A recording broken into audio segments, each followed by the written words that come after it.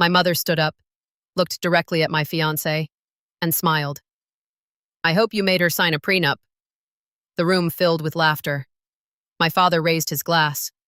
Otherwise, you'll lose half your fortune. I wanted to leave. I wanted to disappear. But my fiancé simply reached into his jacket, pulled out a sealed envelope, and handed it to his lawyer.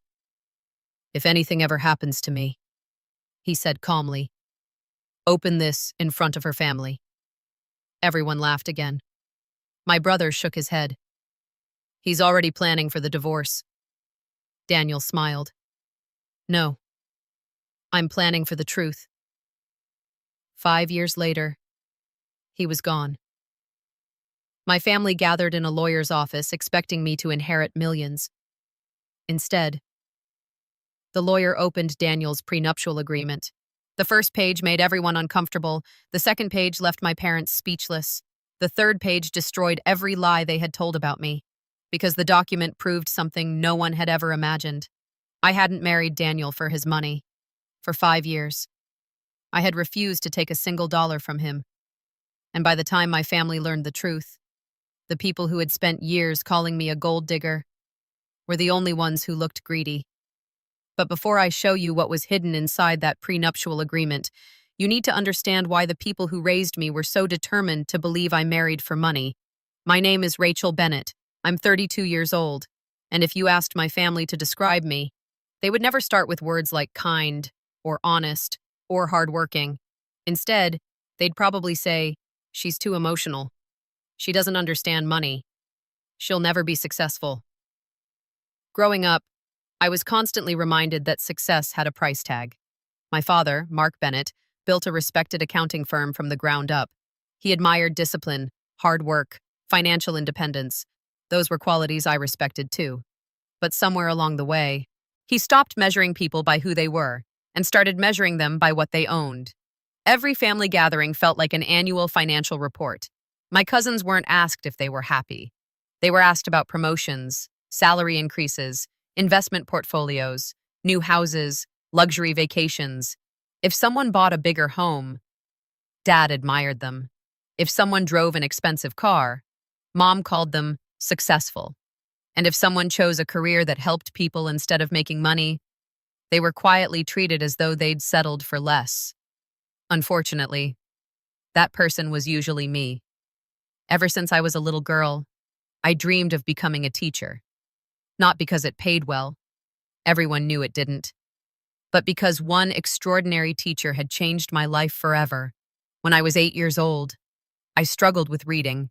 Every time the teacher asked someone to read aloud, I prayed she wouldn't call my name. The words blurred together. The other children laughed whenever I stumbled. Then Mrs. Collins began staying after school with me, every afternoon, for nearly 3 months. She never made me feel embarrassed. She never lost patience. She simply believed that I could do something I hadn't yet learned to believe about myself. By the end of that school year, I was reading chapter books aloud to the entire class. Mrs. Collins didn't just teach me how to read, she taught me what encouragement could do.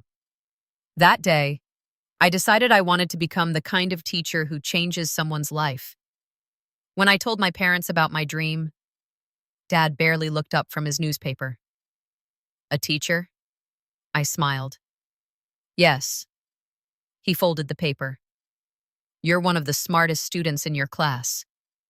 You could become a lawyer, a doctor, an engineer. Why would you choose teaching? Before I could answer, Mom quietly added, teachers spend their lives making other people's children successful. They rarely become successful themselves. I remember smiling anyway, because I wasn't chasing wealth. I was chasing purpose. I don't want the highest salary, I told them. I want the job I'll still love 20 years from now. Neither of them understood. After graduating from university, I accepted a position at Maple Grove Elementary School. The building wasn't fancy. Some classrooms had old furniture. The library needed more books. The playground had seen better days. But every morning, 24 little faces ran into my classroom smiling. To them, I wasn't underpaid. I wasn't unsuccessful. I was simply Miss Bennet, the person who celebrated their good grades, helped them through difficult days, and reminded them they were capable of more than they imagined. One little girl named Emily struggled with reading just like I once had. Every Tuesday and Thursday, she stayed after school for extra help. Watching her confidence grow reminded me why I had chosen this profession. No paycheck could compete with that feeling. One rainy Thursday afternoon, Emily waited beside the school entrance because her father was running late. Most of the children had already gone home. The parking lot was almost empty. Then, a dark SUV pulled into the school driveway. A tall man stepped out holding a large umbrella. He walked straight toward Emily. Instead of rushing, he knelt beside her. "Hey, kiddo." He smiled warmly. "Your dad got caught in traffic. He asked me to rescue you." Emily's face immediately lit up. "Uncle Daniel!" She wrapped her arms around him. He laughed. "I think that's the best welcome I've had all week." He helped zip her backpack, made sure she had her homework, then noticed me standing beneath the school awning. "I'm sorry," he said politely. "I didn't realize Emily's teacher was still here." "It's no problem," I smiled. I was waiting for the rain to slow down. Without hesitation, he extended the umbrella toward me. "Would you like to borrow this?" I laughed. "And leave you standing in the rain?" He shrugged. "I'll survive." That simple gesture surprised me. Most people would have walked away without a second thought. He didn't. Emily couldn't stop talking. "Miss Bennet, this is my Uncle Daniel. He's the nicest person ever." Daniel looked embarrassed. "I think she's exaggerating." Emily shook her head. "No. You fixed my bicycle. You came to my school play. And you always bring my favorite cookies." Daniel smiled. Guilty. Watching them together, I noticed something important. Emily didn't admire him because of anything he owned. She admired him because he always showed up. That told me more about his character than any introduction ever could. As he prepared to leave, he turned back toward me. "I've heard wonderful things about you." I smiled. "I hope Emily only told you the good parts." He laughed softly. "She said you stayed after school for weeks helping her learn to read." I shrugged. "She worked hard." He looked at me thoughtfully. "No. You believed in her. There's a difference." I watched him drive away. Without realizing it, that 30-second conversation would quietly change the direction of my entire life. For the next several weeks, I kept running into Daniel. Not because either of us planned it, because life kept placing us in the same places. Sometimes he picked Emily up after school. Sometimes we met at the neighborhood bookstore. Once, we both reached for the same children's novel at a charity book drive. He laughed. "I think you can have it." I smiled. "My students would argue they need it more." He handed me the book. "Then your students win." That was Daniel. He never tried to impress people. He simply made small, thoughtful choices that revealed who he was. Our conversations grew longer. At first, we talked about Emily, then about books, travel, family, childhood memories. He asked questions, really listened to the answers. He never checked his phone while I was speaking. He remembered little details, like my favorite author, or the name of the student who had finally learned to read after months of struggling. One afternoon, he surprised me. "How's Noah doing?" I blinked. "You remember Noah?" "The little boy who was afraid of reading out loud." I smiled. "He read an entire chapter today." Daniel looked genuinely happy. "That's amazing." Most people forgot stories after hearing them once. Daniel remembered them because he cared. 3 months later, he asked me to dinner. It wasn't a 5-star restaurant. It wasn't the most expensive place in town. It was a small Italian cafe with only 12 tables. The owner greeted him warmly. "Good to see you again, Daniel." He smiled politely. "It's been a while." Nothing about the evening felt extravagant. We shared pasta, talked for hours, laughed until the restaurant was almost empty. When the bill arrived, Daniel reached for it. I gently stopped him. "We're splitting it." He smiled. "You really don't have to." "I know. But I want to." For a second, he simply looked at me, then nodded. "Thank you." Later, I would understand why that moment meant so much to him. Over the next year, our relationship grew naturally. We visited museums, walked through parks, volunteered together at literacy programs. Every Christmas, Daniel spent 2 full days delivering toys to children in local hospitals. He never invited photographers. He never posted about it online. In fact, most people never knew he did it. One afternoon I asked, "Why don't you ever tell anyone about the charity work?" He smiled. "If kindness needs an audience, it's probably performance." That sentence stayed with me. Then, everything changed by accident. A local television in the cafe began broadcasting business news. The anchor smiled. "Brooks Technologies has officially completed its largest acquisition in company history." A photograph appeared on the screen. Daniel's photograph. I stared at the television, then back at him. The reporter continued. "CEO Daniel Brooks has expanded the company into 3 new countries. The deal is estimated to be worth over $200 million. For several seconds, neither of us spoke. Finally, I whispered, "You're the CEO?" He sighed. "I was hoping you'd find out from me." "You own Brooks Technologies?" He nodded. "I do." I couldn't believe it. For over a year, he had never mentioned his company, never mentioned private jets, luxury homes, investments, nothing. He simply let me know him as Daniel. On the drive home, I finally asked the question that had been racing through my mind. "Why didn't you tell me?" He kept his eyes on the road. "Because money changes conversations." I looked at him. "What do you mean?" "I've dated women who fell in love with my company, my bank account, my lifestyle. But they never really knew me." He smiled softly. "You knew the man who reads stories to his niece, the man who volunteers at schools, the man who burns pasta when he tries to cook." I laughed. "You really do burn pasta. Every single time." We both laughed. Then he quietly added, "I wanted to know whether someone could love me before they knew what I owned." I reached across the console and held his hand. "I'm in love with the man, not the company." 6 months later, Daniel asked me to marry him. Not at a luxury resort, not during a helicopter ride, not in front of hundreds of people. He proposed in my empty classroom. The children had gone home. Construction paper still covered the walls. Tiny backpacks hung beside the door. He knelt beside my teacher's desk, holding a small velvet ring box. "Rachel Bennett, you've made ordinary days feel extraordinary. I don't want another ordinary day without you. Will you marry me?" Through tears, I whispered, "Yes." He smiled.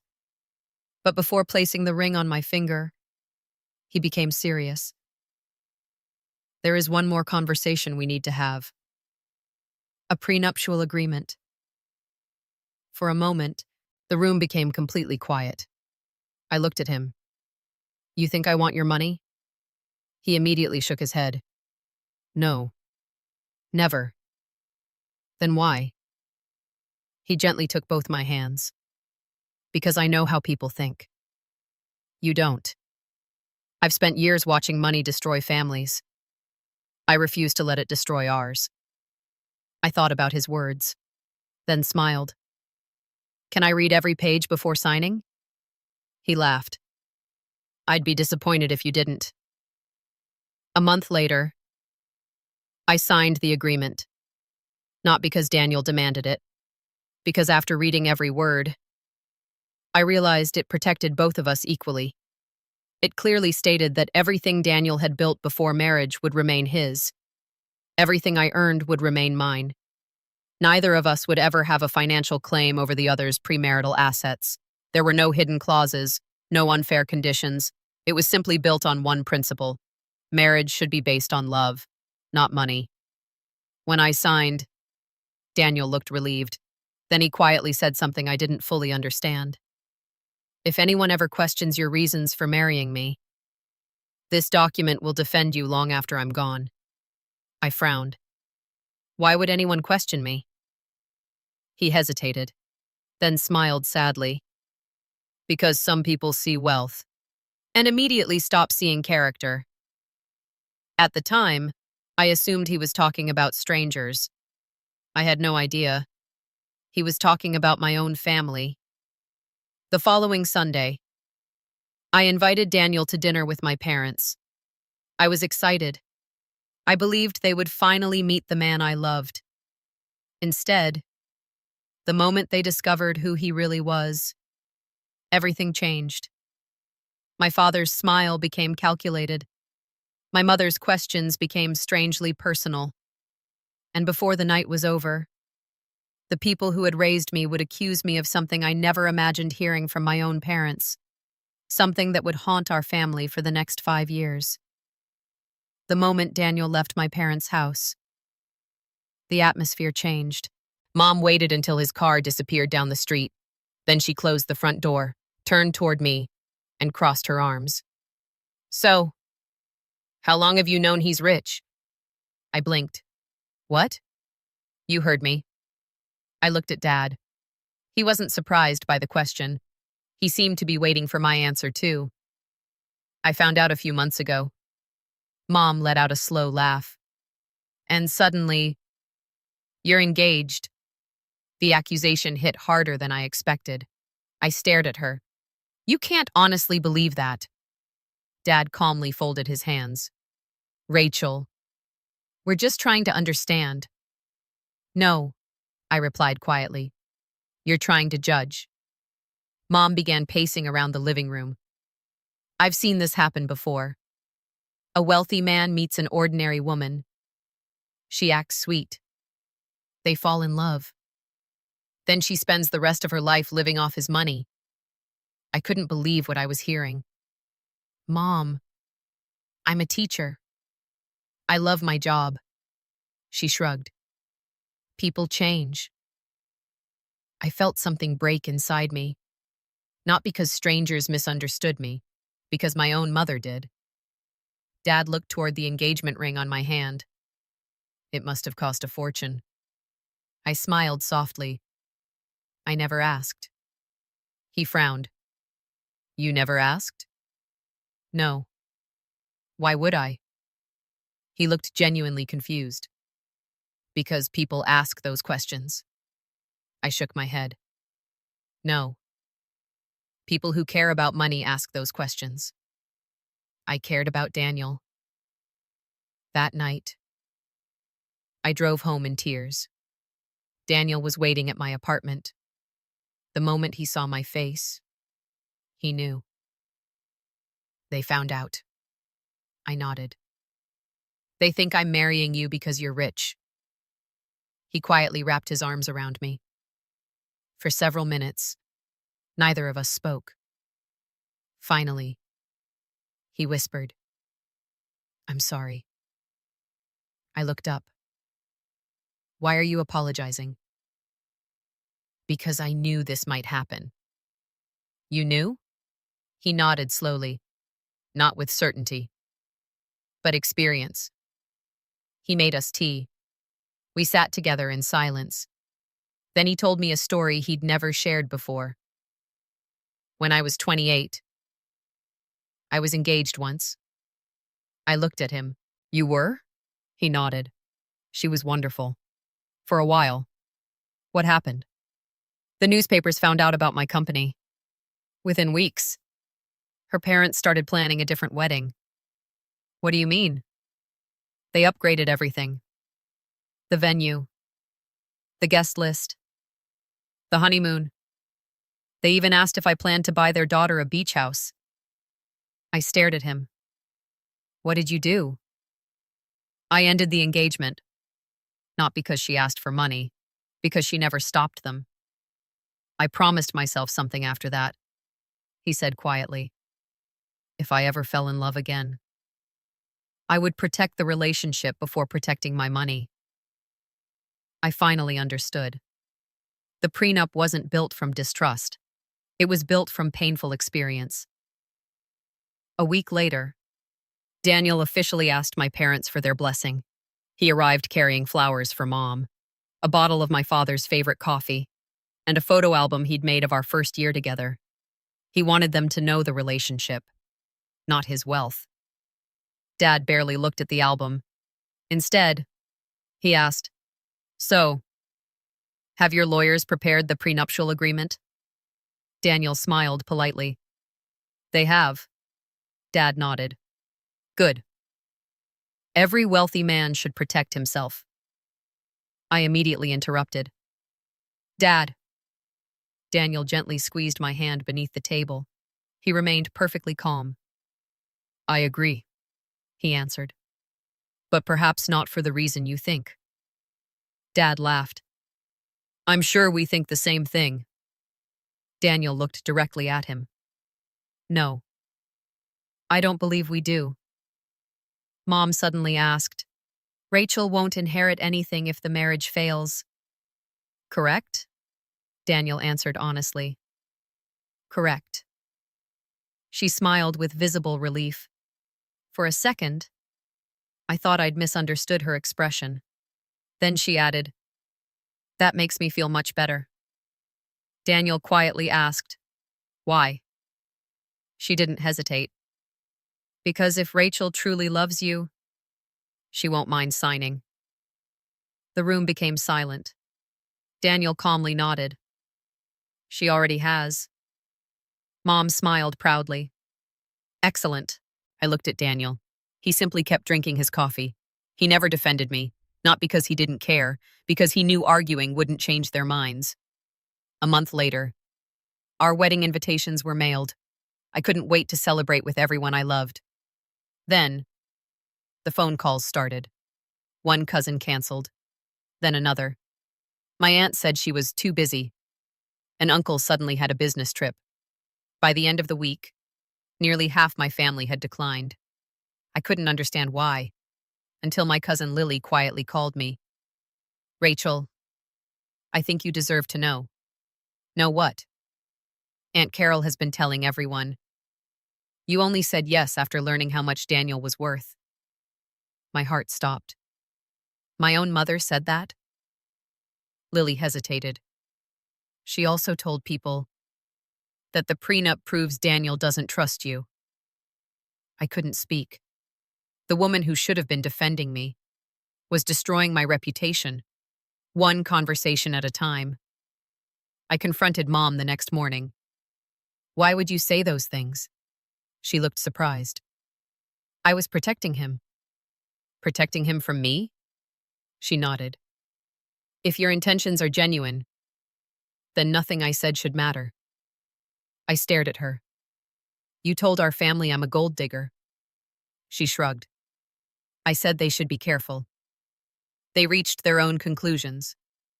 It was one of those answers people give when they want to avoid responsibility for the damage they caused. The wedding day finally arrived. The ceremony was beautiful. The weather was perfect. The church was filled with flowers. But as I looked toward the rows reserved for my family, so many seats were empty. My favorite aunt, absent. 3 cousins, absent. 2 uncles, absent. They had all believed the rumors. They chose gossip, instead of asking me the truth. Even standing at the altar, I felt the weight of those empty chairs. Daniel quietly leaned closer and whispered, "Don't look at who's missing. Look at who's here." I turned. Emily was smiling from the front row. My students had made handmade cards. Daniel's employees had traveled across the country.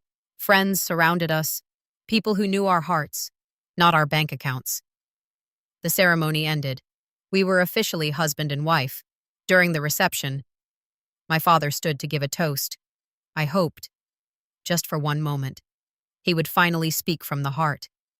Instead, he raised his glass, smiled toward Daniel, and said loudly enough for every guest to hear, "Daniel, I hope your lawyers wrote an ironclad prenup. The Bennett family doesn't want any misunderstandings about money." Several guests laughed awkwardly. My face burned with embarrassment. Before I could respond, Daniel slowly stood. He smiled politely, then looked around the room. "I completely agree." The room became quiet. He continued, "That's exactly why I wrote it." He looked directly at my parents. "And someday, you'll understand why." Nobody knew what he meant. Not even me. But 5 years later, after Daniel was gone, those words would echo inside a lawyer's office, just seconds before one document exposed every lie my family had ever told about me. The first sign that something was wrong wasn't dramatic. It wasn't a collapse or an emergency phone call. It was a cough. A simple cough. Daniel laughed it off. "It's probably allergies." I believed him, at first, but weeks passed, then months. The cough didn't disappear. Instead, it grew worse. He became tired more easily. He started canceling meetings. Sometimes he'd fall asleep on the couch before dinner. That wasn't like Daniel. He had always been full of energy, always planning something, always moving. Now, he looked exhausted, even when he smiled. One evening, I walked into our kitchen and found him staring out the window. A cup of coffee sat untouched beside him. He hadn't even noticed it had gone cold. I wrapped my arms around him. "You've been standing here for 10 minutes. He smiled weakly. "I was thinking." "About what?" "How quickly life changes." I tried to joke. "You're starting to sound like an old philosopher." He laughed. "I hope not." Then he quietly added, "Promise me something." "What?" "If the doctors ever give us bad news, promise you won't stop living." I immediately frowned. What kind of conversation is this? The kind I hope we'll never need. I kissed his forehead. We won't. I truly believed that. 3 days later, the doctors called. They wanted Daniel to come in immediately. The tests had found something. We sat together in a small consultation room. The doctor didn't waste time. "I'm afraid the biopsy confirmed our concerns." Cancer. One word. One sentence. One moment. Everything changed. I don't remember leaving the hospital. I only remember holding Daniel's hand in the parking lot. Neither of us spoke. There were no words, only silence. The kind of silence that arrives when your future suddenly looks completely different. The next year became a battle. Chemotherapy, hospital visits, new medications, good weeks, bad weeks, hope, disappointment. Then hope again. Daniel never complained, even on the hardest days. He found reasons to smile. He still visited Emily's school play. He still donated books to libraries. He still answered emails from employees who needed encouragement. One afternoon I asked, "Why are you working?" He smiled. "Because living isn't something I want to postpone." I reduced my teaching schedule, not because Daniel asked me to, because I wanted every possible moment with him, every morning. We drank coffee together on the back porch. Every evening, we watched old movies. Sometimes we said nothing for hours. We simply enjoyed being together.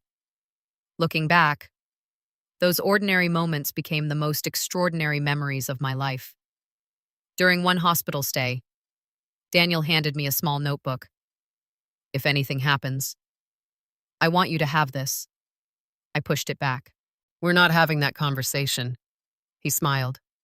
"I know. But please keep it." I placed the notebook inside my purse. I never opened it, not while he was alive. It felt like admitting defeat. My parents visited exactly twice. The first visit lasted 15 minutes. Mom brought flowers. Dad asked the doctors several questions. Not about Daniel's treatment, not about his recovery, about his business. Who's running the company? What happens to the shares? Has everything been legally organized? I stared at him. Dad, Daniel quietly interrupted. It's all right. But it wasn't. Not to me. When they left, I apologized. I'm so sorry. Daniel squeezed my hand. You didn't ask those questions. I know. But they're my parents. He smiled sadly. Rachel, we don't get to choose the family we're born into. We choose the family we build.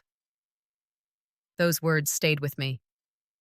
Because despite everything, Daniel never spoke badly about my parents. He simply accepted them for who they were. As Daniel's condition worsened, news spread quickly. Business magazines published updates. Television channels discussed the future of Brooks Technologies. Suddenly, my phone wouldn't stop ringing. Relatives who hadn't spoken to me in years suddenly wanted to check in. Old classmates sent messages. Even distant cousins appeared out of nowhere. Most conversations eventually reached the same question. So, have you talked about the inheritance? At first, I thought they were simply curious. Then I realized they weren't asking about Daniel. They were asking about his money. One evening, Mom came over unannounced. She sat in our living room, looked around the house, then quietly asked, Rachel, do you know how much everything is worth? I frowned. What? The company. The investments. The houses. I looked at her in disbelief. My husband is dying. And you're asking about assets? She sighed. I'm trying to prepare you. No, I answered firmly. You're trying to calculate. She looked offended. I care about you. Then ask how I'm sleeping. Ask if I'm eating. Ask whether I'm scared. But don't ask me how much money my husband has. She stood up. I was only trying to help. I didn't answer. Because sometimes silence says more than anger ever could. Daniel passed away peacefully on a quiet Sunday morning. I was holding his hand. The last thing he whispered was, "Thank you for loving me before the world knew who I was." Then he smiled, closed his eyes, and was gone. In that moment, I didn't lose a wealthy businessman. I lost my best friend. The man who had believed in me, who celebrated my students' achievements like they were his own, who never made me feel small, who loved me with extraordinary gentleness. No amount of money could replace that. The funeral was held 5 days later. Hundreds of people attended. Employees, teachers, neighbors, former scholarship recipients, hospital staff, people whose lives Daniel had quietly changed, one after another. They shared stories I had never heard. How he'd paid for surgeries anonymously, how he'd funded libraries in small towns, how he'd secretly covered college tuition for employees' children. I realized something beautiful. Even after his death, Daniel was still changing lives. As the funeral ended, my parents approached me. For a brief moment, I thought they had finally come to comfort me. Instead, Dad quietly asked, "When is the lawyer reading the will?" I looked at him, unable to believe what I'd just heard. Mom gently touched his arm. "Mark," he ignored her. "It's an important question." I stepped back. The most important person in my life just died. "And that's what you're thinking about?" He didn't answer, because he didn't have to. I already knew. 3 days later, every member of Daniel's immediate family, along with me, and surprisingly, my parents, received an invitation from attorney Samuel Reed. The message was short. The reading of Daniel Brooks's final legal instructions will take place Friday at 10 o'clock a.m. When we arrived, The conference room was already prepared. A thick leather folder rested on the table. Beside it, a sealed envelope, and one document with a title printed across the top in bold black letters. Prenuptial Agreement. Attorney Reed looked around the room, then quietly said, "Before anyone discusses Mr. Brooks' estate, he instructed me to read this document first." My parents exchanged confident smiles. They believed the prenup would prove everything they had been saying for 5 years. They had no idea. It was about to prove exactly the opposite. Attorney Samuel Reed waited until everyone was seated. Then he carefully placed both hands on the leather folder in front of him. No one spoke. The only sound in the room was the soft ticking of an antique clock hanging on the wall. Every person in that conference room believed they already knew what the prenuptial agreement contained. My parents were certain it would prove Daniel never fully trusted me. My brother Jason looked almost satisfied. He had spent years telling relatives, if Daniel made her sign a prenup, even he knew why she married him. Across the table, Daniel's younger sister, Claire, quietly folded her hands in her lap. Unlike everyone else, she wasn't nervous. She looked almost peaceful. Attorney Reed finally broke the silence. "Before we discuss Mr. Brooks's estate, I have been instructed to read one document in its entirety." He lifted the first page. "The prenuptial agreement signed by Daniel Brooks and Rachel Bennett." My father leaned back in his chair. A small smile appeared on his face. Mom crossed her arms confidently. I knew exactly what they were thinking. Now everyone will see we were right. Attorney Reed adjusted his glasses. "The first section confirms that all assets owned by Daniel Brooks before the marriage remained legally his property." Dad nodded. "Exactly." Attorney Reed continued reading. "All personal income earned by Rachel Bennett during the marriage remained solely her property." Dad frowned slightly. He hadn't expected that. The attorney continued. "Neither spouse would ever have legal ownership of the other's premarital assets." Jason whispered, "Pretty standard." Attorney Reed nodded. "Yes, it is." Then he turned the page. "And now we reach the section Mr. Brooks personally wrote." The room became silent again. Attorney Reed looked directly at me. "Rachel," Daniel asked that I read his own words exactly as written. He unfolded another document. The handwriting was unmistakably Daniel's. Strong, neat, confident. The attorney began reading. "If you are hearing this, then I am no longer sitting beside my wife. If that's true, there is something everyone in this room needs to understand. Rachel never married my success. She married me before she ever understood what success looked like." I lowered my head, already fighting tears. "The first restaurant where we shared dinner, she insisted on paying half. She didn't know I owned 3 office buildings across the street." A few people quietly smiled. Attorney Reed continued. "When she discovered my company, she became uncomfortable, not excited. She worried people would misunderstand her." Mom slowly shifted in her chair. "Rachel has never asked me to buy her jewelry, never requested expensive vacations, never asked for a larger house, never suggested we upgrade our cars. In fact, she often convinced me to spend less." Jason looked toward me. His expression had already begun changing. Attorney Reed reached for another folder. "I have supporting financial records." He carefully arranged several documents across the table. "For the last 5 years, Rachel transferred exactly 50% of every household expense into the family's joint account." Dad interrupted. "That can't be right." Attorney Reed calmly slid the statements toward him. "Electricity, mortgage, insurance, groceries, property taxes. Every payment is documented." Dad stared at the pages. Month after month, year after year. Every transfer carried my name. Every amount matched. Every date was verified.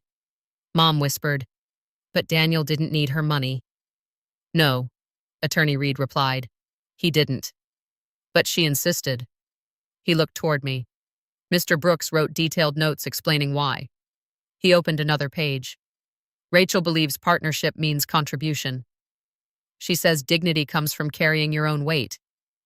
I've tried many times to pay everything. She refuses. I secretly admire that more than she'll ever know. Tears rolled down my face. I remembered those conversations. Every month, Daniel would tease me. You know I could pay this. I'd smile. I know. But we're building this life together. Neither of us realized those ordinary conversations would someday become evidence. Attorney Reed reached into the folder again. There is another financial record. He paused. I believe everyone should see this. He placed a thick packet of bank statements before my parents. Rachel's personal savings account. Dad frowned. What does that prove? Attorney Reed answered quietly. It proves your daughter saved nearly 70% of her teaching salary. Mom looked confused. Why would she do that? I finally spoke. Because I plan to retire early and open a free literacy center for children. The room became completely still. Jason slowly looked at me. You never told anyone. I smiled sadly. Nobody ever asked. Attorney Reed continued. Mr. Brooks also instructed me to reveal one financial decision Rachel never knew about. I turned toward him. What decision? He smiled gently. 3 years ago. You received a promotion. I nodded. I remember. You were very proud. I was. He nodded. But you almost resigned. I frowned. I don't understand. He reached for another envelope.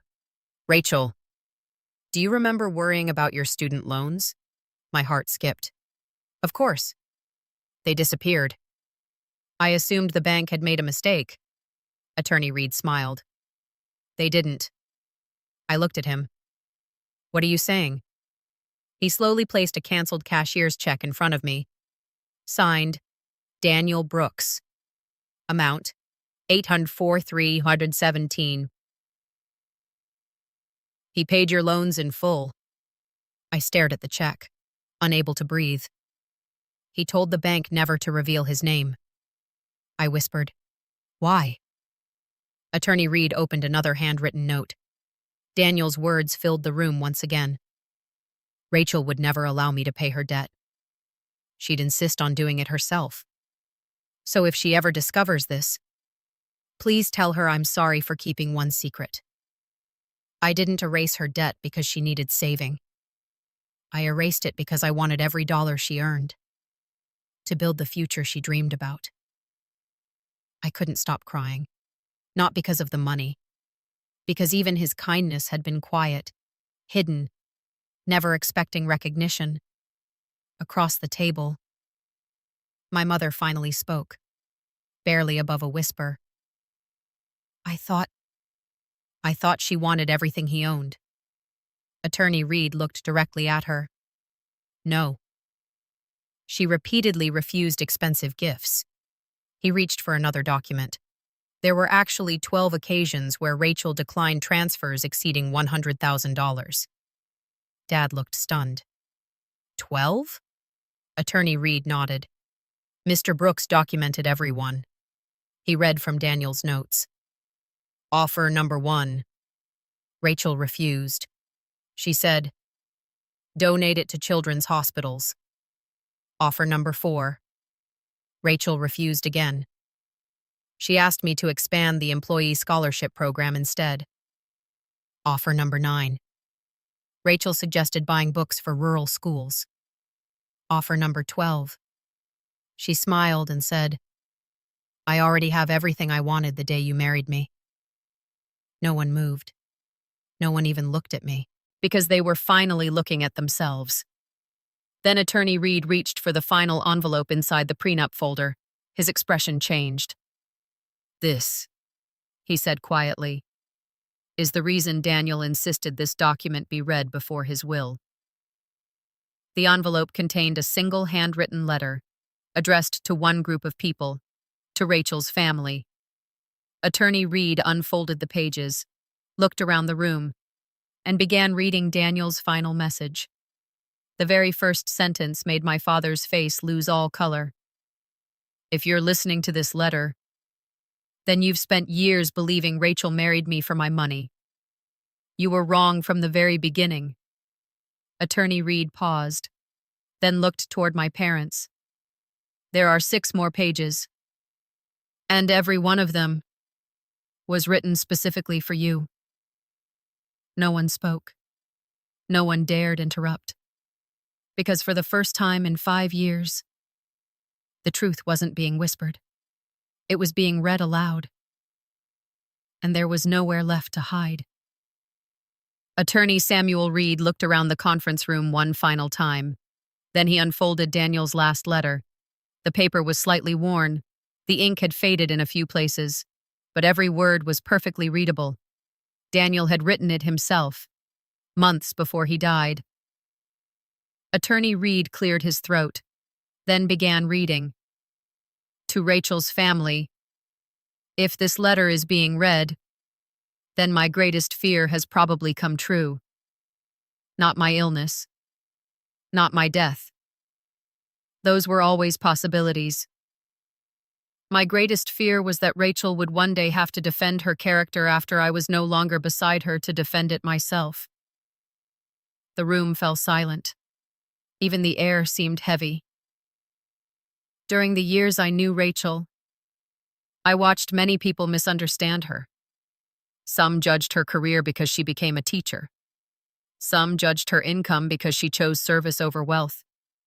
But the people whose opinions hurt her most were the people sitting in this room. My mother lowered her eyes. Dad slowly removed his glasses. Neither of them looked toward me. Rachel never once asked me how much I was worth. She asked me whether I had eaten lunch, whether I was sleeping enough, whether I was happy. Those are the questions asked by someone who loves a person, not a fortune. I closed my eyes. Those conversations came rushing back. Simple moments, quiet evenings, ordinary days. They suddenly felt priceless. Attorney Reed continued. "I have spent my entire business career learning how to recognize greed. It has many disguises. Sometimes it wears expensive clothes. Sometimes it speaks politely. Sometimes it hides behind concern. But greed always reveals itself by asking the wrong questions." The attorney paused, then quietly looked toward my parents. "When I became ill, Rachel asked the doctors if I would recover. Her parents asked what would happen to my company. No one moved. No one even attempted to explain, because no explanation existed. Please understand. I never blamed them for wanting security for their daughter. Every parent wants that. I blamed them for believing security could only come from money. They overlooked the greatest treasure their daughter possessed: her integrity." My father slowly covered his face with one hand. His shoulders began trembling. For the first time in my life, I saw him looking ashamed. Attorney Reed reached the next page. "There is something Rachel still doesn't know." I looked up. My heart began racing. Every year, our financial advisor suggested creating trusts in Rachel's name. Every year, she refused. I frowned. I remembered those conversations. Daniel would casually mention investments, additional property, retirement accounts. I always answered the same way. "We already have enough." I thought those conversations had ended there. Apparently, they hadn't. Rachel once told me something I wrote inside my journal. Attorney Reed smiled gently, then read aloud. "Money should make generosity easier, not people smaller." That sentence changed the way I viewed success. I didn't even remember saying it. Daniel had. He remembered everything. The attorney turned another page. "Many people assume wealthy people change the lives of those around them. The truth is, Rachel changed mine. Before meeting her, I donated money. After meeting her, I donated time.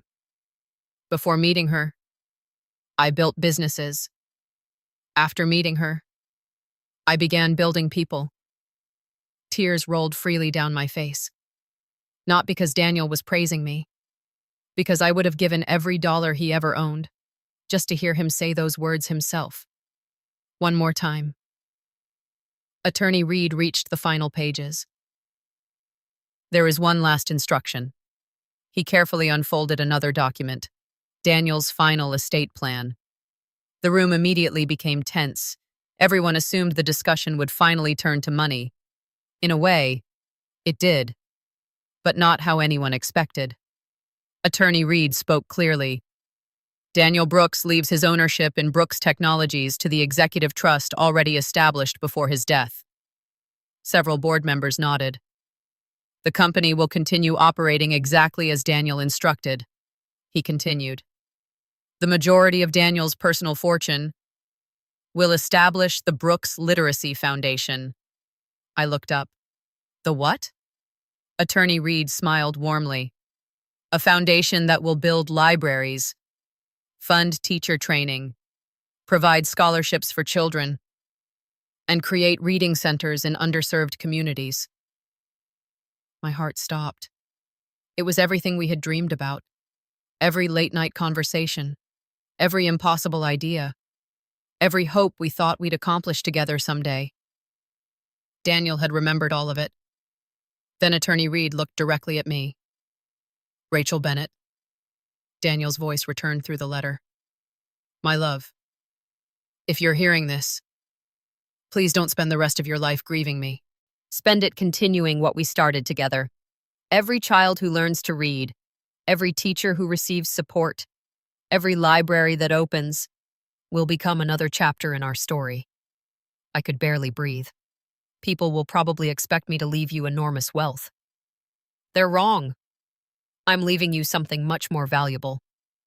Attorney Reed opened a small wooden box that had been sitting beside the leather folder. Inside was a simple silver key. I immediately recognized it. It was the key to the tiny reading room where Daniel and I first volunteered together after we were married. Attached to it was another handwritten note. Our happiest memories were never created in boardrooms. They were created among shelves filled with books and children filled with dreams. Keep building that place. It was always our real home. I held the key tightly. It weighed almost nothing, yet it felt heavier than any fortune. Attorney Reed smiled. There is one final gift. He handed me Daniel's worn leather journal, not a financial ledger, not investment records, a personal journal. Inside were hundreds of handwritten entries, stories about our marriage, funny conversations, photographs tucked between pages, ticket stubs from our first movie, pressed flowers from our anniversary walks, drawings children had given us. On the first page, Daniel had written, "If money disappears, these memories remain. That is why they are my greatest treasure." I gently closed the journal against my chest. Across the room, my mother quietly stood. She walked toward me slowly, not confidently, not proudly, almost as though every step was difficult. When she finally reached me, she couldn't meet my eyes. "I spent 5 years," she whispered, "believing the worst about my own daughter." Tears streamed down her face. "I never asked you one honest question." I remained silent. She continued, "I was so afraid someone would use you. I never realized I was the one hurting you. For the first time since I was a little girl, my mother hugged me, not because she wanted something, not because other people were watching, simply because she finally understood how much pain she had caused." Dad approached next. His voice shook. "When you were born, I promised I'd protect you."